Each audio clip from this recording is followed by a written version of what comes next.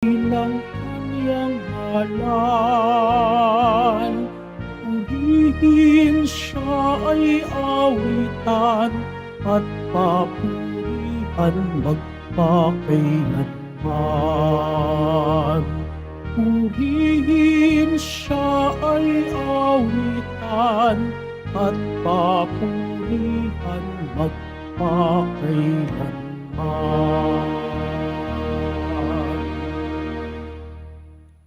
Sa ngalan ng Ama at ng Anak at ng Espiritu Santo, Amen. sumainyo ang Panginoon. At sumaiyo rin. Mga kapatid, aminin po natin ang ating mga kasalanan upang marapat tayong gumanap sa banal na pagdiriwang. Inaamin ko Sa makapangyarihang Diyos at sa inyo mga kapatid, na lubha ako nagkasala sa isip, sa salita, sa gawa at sa aking pagkukulang. Kaya isinasamo ko sa mahal na Birheng Maria, sa lahat ng mga anghel at mga banal, at sa inyo mga kapatid, na ako'y ipanalangin sa Panginoong ating Diyos. kaawaan tayo ng makapangyarihang Diyos, patawarin tayo sa ating mga kasalanan, at patnubayan tayo sa buhay na walang hanggan. Amen. Panginoon, kaawaan mo kami. Panginoon, kaawaan mo kami. Kristo, kaawaan mo kami. Kristo, kaawaan mo kami. Panginoon, kaawaan mo kami. Panginoon, kaawaan mo kami. Manalangin tayo.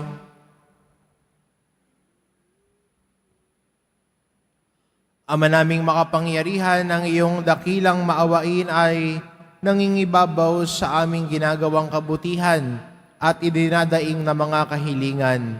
Ang kagandahang loob mo sa amin ay gawin mong mag-umapaw upang ang kasalanang ipinapangambang ihingi ng kapatawaran ng budhi naming takot na ikaw ay lapitan ay iyong patawarin ng lubusan at ang iyong pinag-aalangan ng naming hingin sa pagdarasal ay iyong pagbigyang aming makamtan sa pamamagitan ni Hesukristo kasama ng Espiritu Santo magpa sa walang hanggan. Amen. Magsiupo muna ang lahat. Pagbasa mula sa sulat ni Apostol San Pablo sa mga taga-Galasya. Mga kapatid, nasusulat na si Abraham ay nagkaanak ng 2 lalaki. Sa alipin ang isa at ang isa'y sa malaya. Ang anak niya sa alipin ay ipinanganak ayon sa karaniwang pangyayari. Ngunit ang anak sa malaya ay bunga ng pangako ng Diyos. Ito ay isang talinghaga. Larawan ng 2 tipan ang 2 babae. Ang isa'y ang tipan sa bundok ng Sinai na kinakatawan ni Agar at ng kanyang mga anak na pawang mga alipin.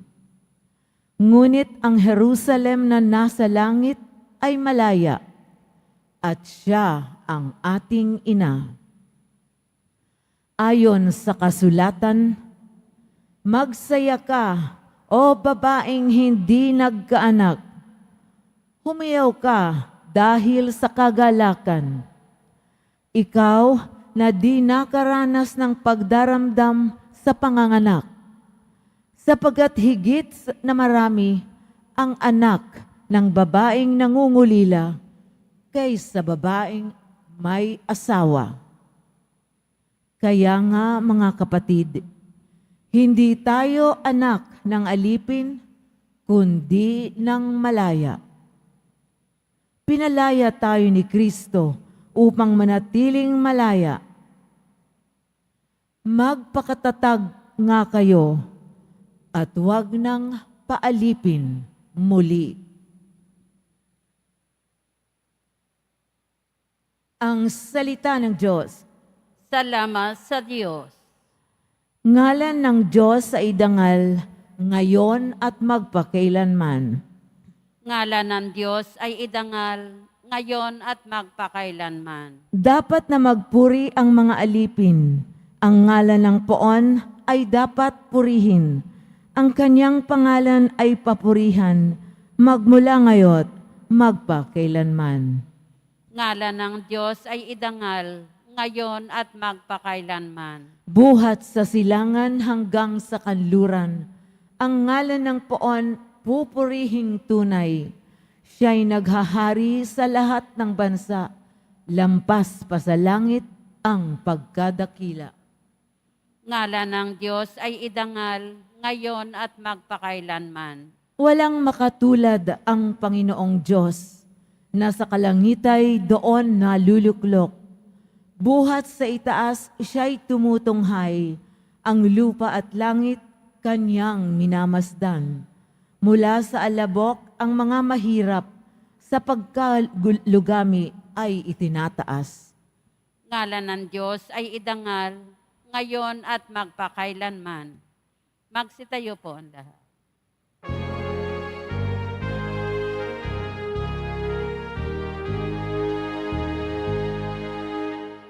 Hallelujah,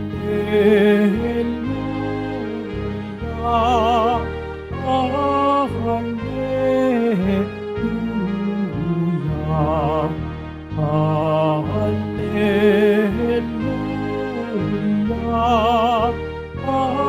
hallelujah.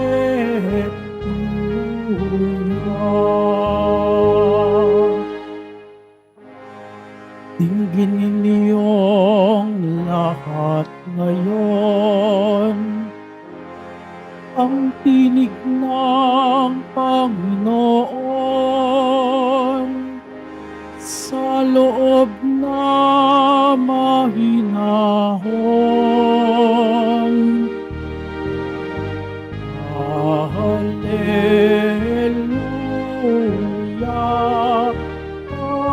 hallelujah, hallelujah, hallelujah.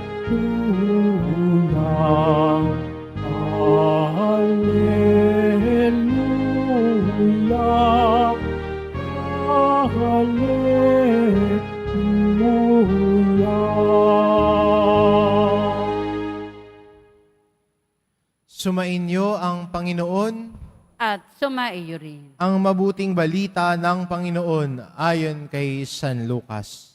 Papuri sa iyo, Panginoon.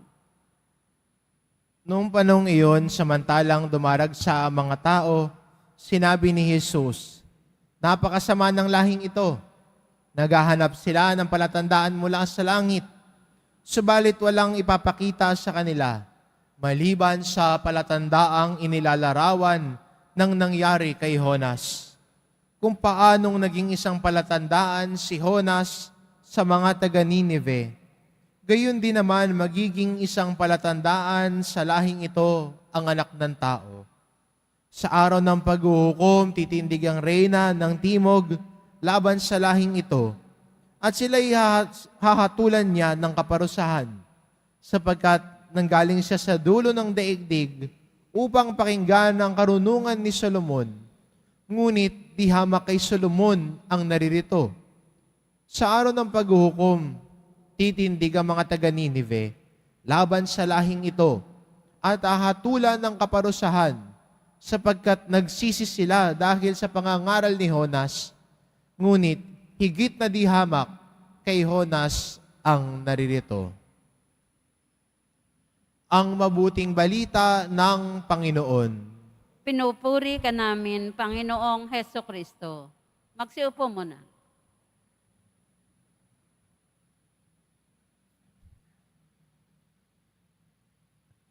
Kung paano naging tanda si Jonas sa mga taga Ninive. At ito ang sinasabi ni Jesus sa ating ebanghelyo, na siya, si Jonas, ay naging tanda ng pagbabalik loob ng mga taga Ninive. Kung babalikan natin ang kwento ni Jonas, no, siya ay sinugo ng Diyos sa Ninive para magpahayag na sila'y gugunawin kung hindi sila magbabago ng buhay. At unang pagdinig pa lamang ng pagpapahayag ni Jonas ay inutos ng hari na ang lahat pati ang mga alagang hayop ay magdamit ng sako at maglagay ng abo sa kanilang ulo bilang tanda ng kanilang pagsisisi at pagbabalik loob. Si Jonas naging tanda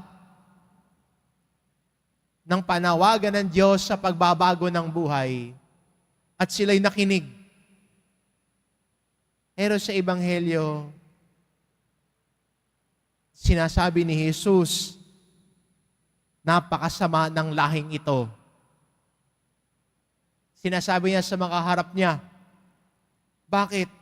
Kasi lahat na nakita na nila, napakinggan na nila ang pagpapahayag ni Jesus, pero hindi sila naniwala sa pagpapahayag ni Jesus. Hindi sila nanampalataya sa kabila ng kababalaghan at kagagawa at mga milagrong ginawa ni Jesus, hindi sila naniwala. Naging matigas ang puso. Naging sarado ang isip. Magandang paalala din sa atin, no? Bilang mga Kristiyano ngayon, na ang taong pinagpapala ng Diyos ay nakikinig sa Kanyang salita.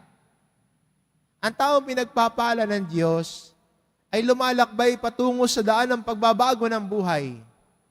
Hindi man agad-agad, pero sana may nangyayaring pagbabago araw-araw. May nangyayaring pagbabago sa buhay, may nangyayaring paglago sa buhay. At yan po ang tanda ng isang deboto ng mahal na pong Jesus Nazareno. Hindi ho palala ng palala, kundi ang isang tunay na deboto, sa kanyang pakikinig kay Jesus, bumabait ng bumabait. Kahit minsan may mga temptasyon sa paligid niya, kaya niyang labanan ang temptasyon na yon ng higit kaysa dati. Halimbawa, may kaibigan ka, sasabihin sa iyo, tara na, magsugal tayo. Ikaw dati isang aya lang, sige ka kagad eh. Pero dahil lumalago ka na sa debosyon mo, dahil lumalago na yung pagmamahal mo sa Diyos na bunga ng iyong pagdadasal, anong nangyayari? Kaya mo nang sabihin, pas ako diyan, ayoko. Kung dati ay yung imbitasyon, medyo nahihirapan ka pa, natanggihan, may mga pagkakataon na minsan ay napapa-oo ka rin. Pero dahil lumalago ka after some time, after some years, kaya mo nang sabihin, ayoko na. Pas na ako diyan. Kung ikaw ay deboto at lumalago sa debosyon, kung dati may magsabi lang sa iyo, Mars, may chika ako, ikaw naman agad, what is the latest, Mars? Spill the tea. Pero dahil lumalago ka na sa debosyon, bagamat araw-araw kang tinatanong, Mars, may chika ako. May mga araw nang kaya mong sabihin, pas ako. Tapos, after ilang months, kaya mo nang sabihin doon sa kaibigan mo na lagi nagsasabing, Mars, may chika ako. Kaya mo nang sabihin araw-araw, pas ako diyan. Labas ako diyan. Ayoko na. Ayoko na ng chismis. Ayoko na ng bisyo. Dahil bunga ng ating patuloy na pakikinig sa salita ng Diyos, kaya nagkakaroon ng pagbabago ng buhay. At yan po sana ang imbitasyon sa atin, na sa ating debosyon sa Poong Jesus Nazareno ay may nangyayaring paglago sa ating buhay at pananampalataya. Hindi ganito lang tayo lagi. Hindi ka ganyan lang.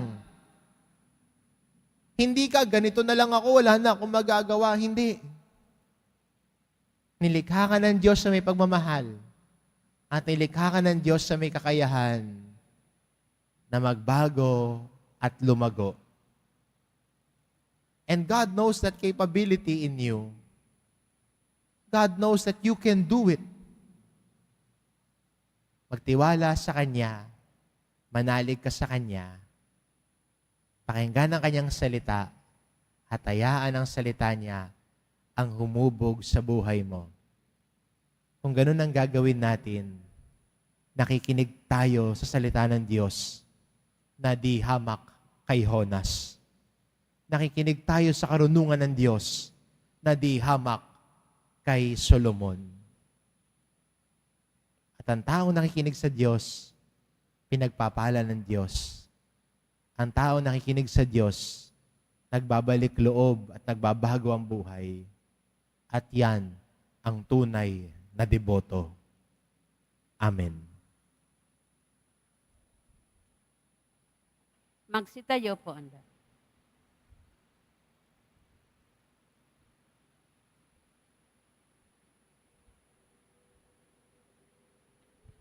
Minamahal ko mga kapatid, bumabaling tayo sa pananalig sa Diyos Ama para sa biyaya ng pagbabagong buhay at makatugon ng may katatagan sa panawagan ni Kristo sa pagbabalik loob.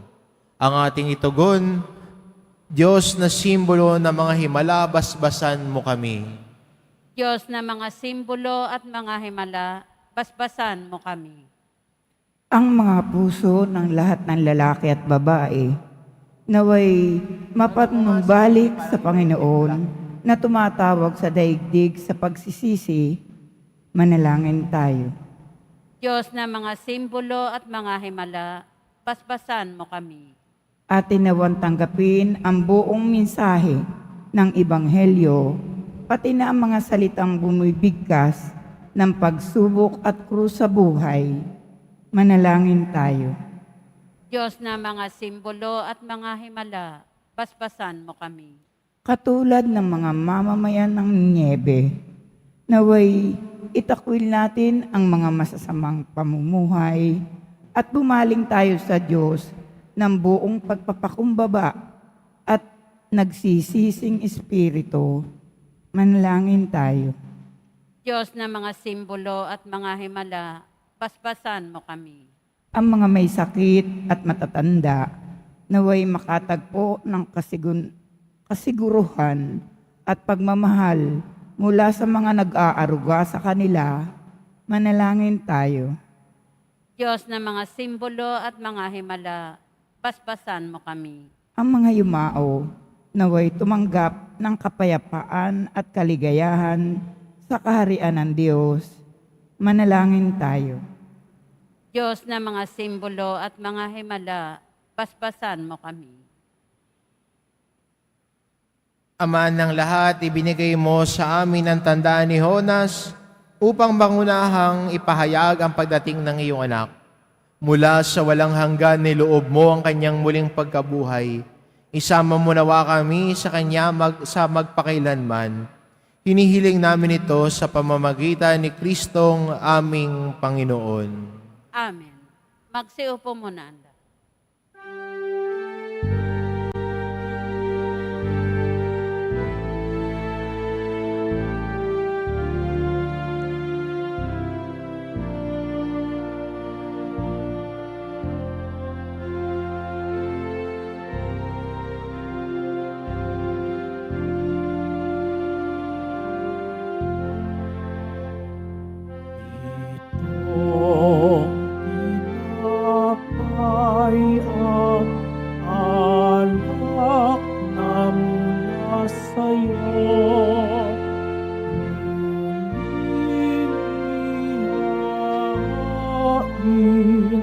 Sa kabutihan mo, kunin at tanggapin, alay sa'yo, pasasalamat.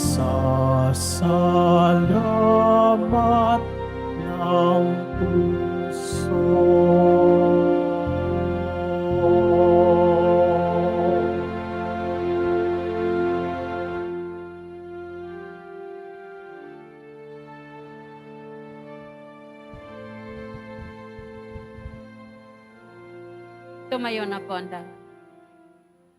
Manalangin kayo mga kapatid, upang ang paghahain natin ay kalugdan ng Diyos amang makapangyarihan. Tanggapin nawa ng Panginoon itong paghahain sa iyong mga kamay, sa kapurihan niya at karangalan, sa ating kapakinabangan at sa buong sambayanan niyang banal. Ama naming lumikha, tanggapin mo ang paghahain ng mga alay na iyong inihabilin at sa pagdiriwang ng dapat naming ganapin, ang kabanalan ng iyong pagliligtas naway sumaamin. Sa pamamagitan ni Hesukristo, kasama ng Espiritu Santo, magpa sa walang hanggan. Amen. Sumainyo ang Panginoon.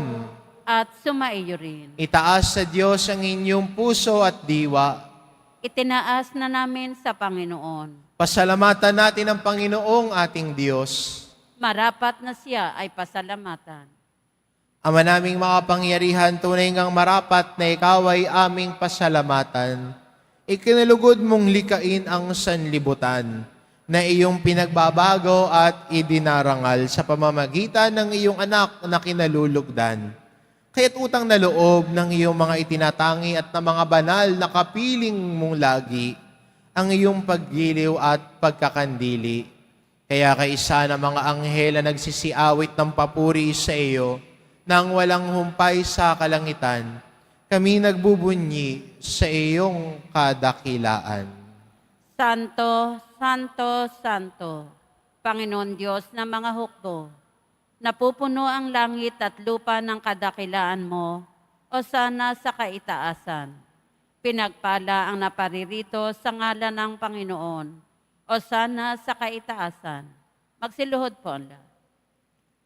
Ama naming banal, ikaw ang bukal ng tanang kabanalan, kaya't sa pamamagitan ng iyong Espiritu, gawin mong banal ang kaloob na ito upang para sa amin, maging katawan at dugo ng aming Panginoong Hesukristo.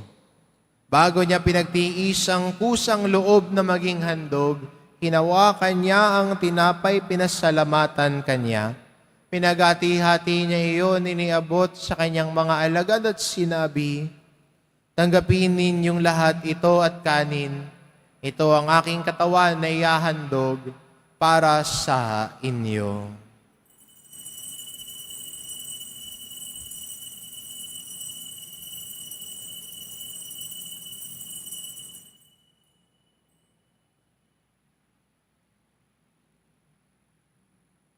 Gayun din naman na matapos ang hapunan, hinawakan niya ang kalis.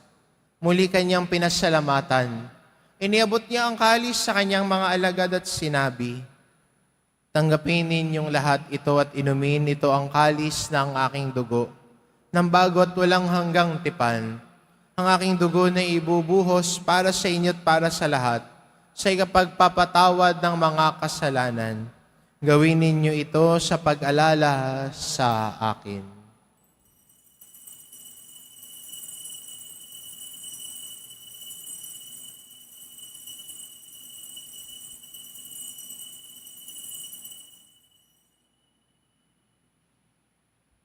Tumayo na po. Ipagbunyi natin ang misteryo ng pananampalataya.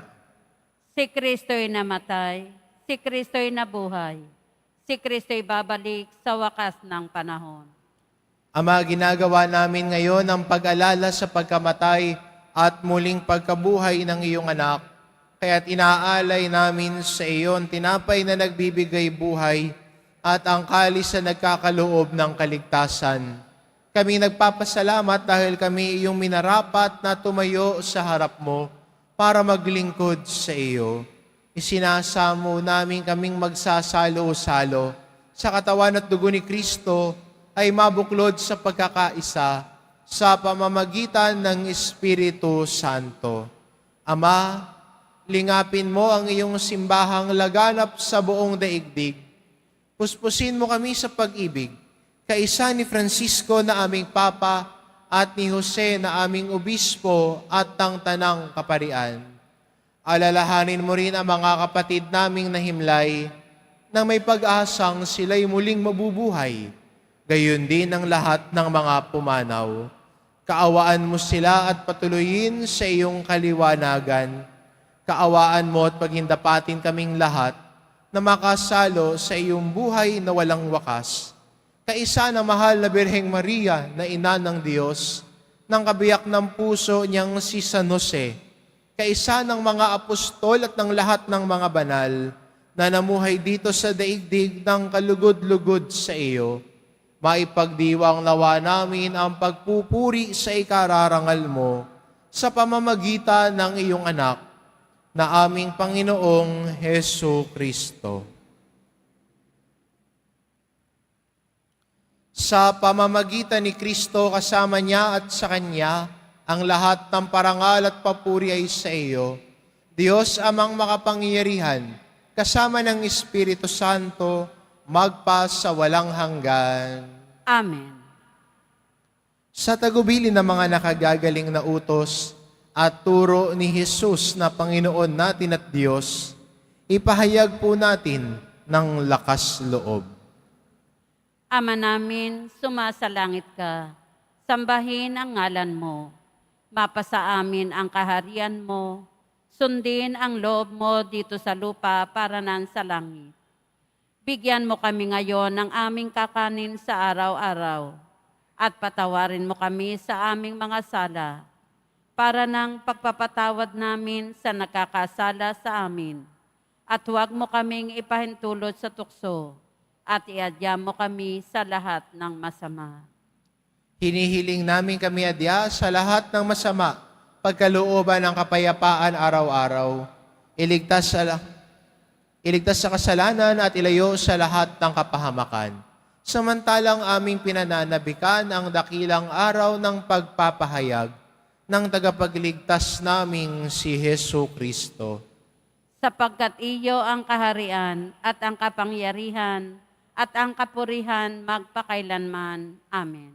Panginoong Kristo, sinabi mo sa iyong mga apostol, kapayapaan ang iniiwan ko sa inyo, ang aking kapayapaan ang ibinibigay ko sa inyo. Tungayan mo ang aming pananampalataya at huwag ang aming pagkakasala. Pagkalooban mo kami ng kapayapaan at pagkakaisa, ayon sa iyong kalooban, kasama ng Espiritu Santo, magpas sa walang hanggan. Amen. Ang kapayapaan ng Panginoon ay laging sumainyo. At sumaiyo rin. Magbigayan kayo ng kapayapaan sa isa't isa.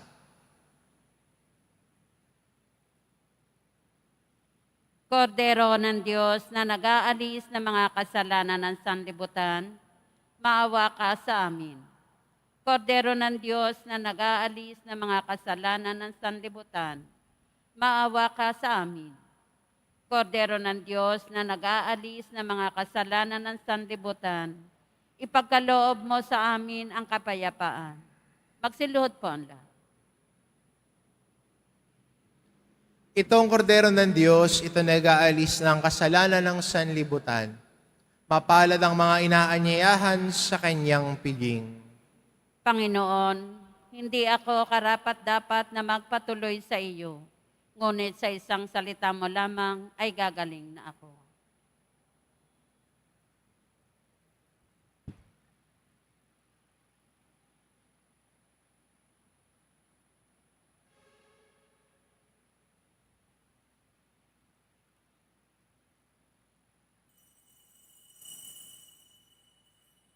Para sa lahat ng tatanggap ng banal na komunyon, sasagot po tayo ng amen. Pagkasabi ng pari o ng lay minister ng katawan ni Kristo, at isubo agad sa bibig bago umalis sa harapan ng pari o lay minister. Sumunod po tayo.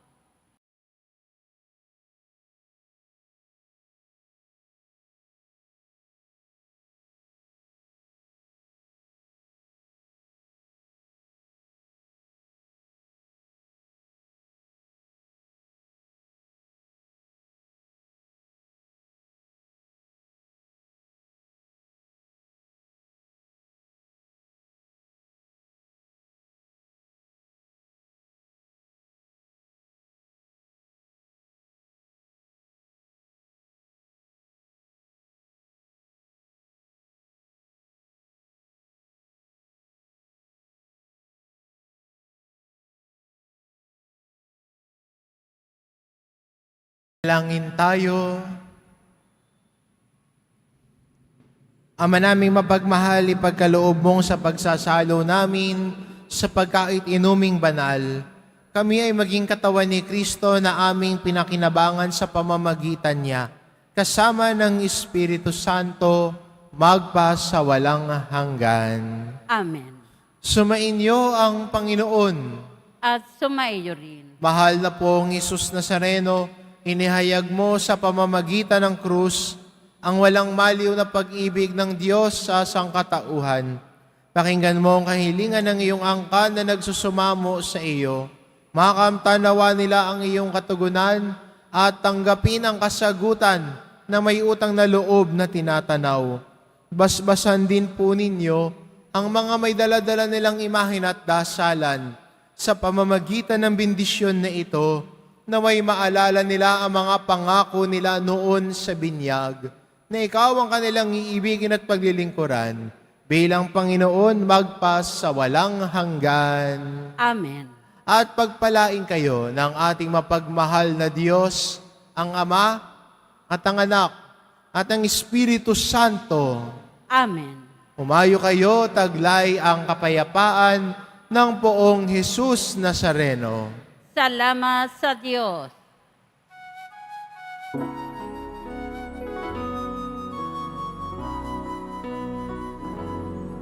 Nuestro Padre Jesus Nazareno, sinasamba ka namin. Pinipintuho ka namin. Aral mo ang aming buhay at kaligtasan. Nuestro Padre Jesus Nazareno, iligtas mo kami sa kasalanan. Ang krus mong pinamatayan ay sagisag ng aming kaligtasan. Nuestro Padre Jesus Nazareno, dinarangal ka namin. Nuestro Padre Jesus Nazareno, niluluwalhati ka namin. Nuestro Padre Jesus Nazareno, dinarangal ka namin.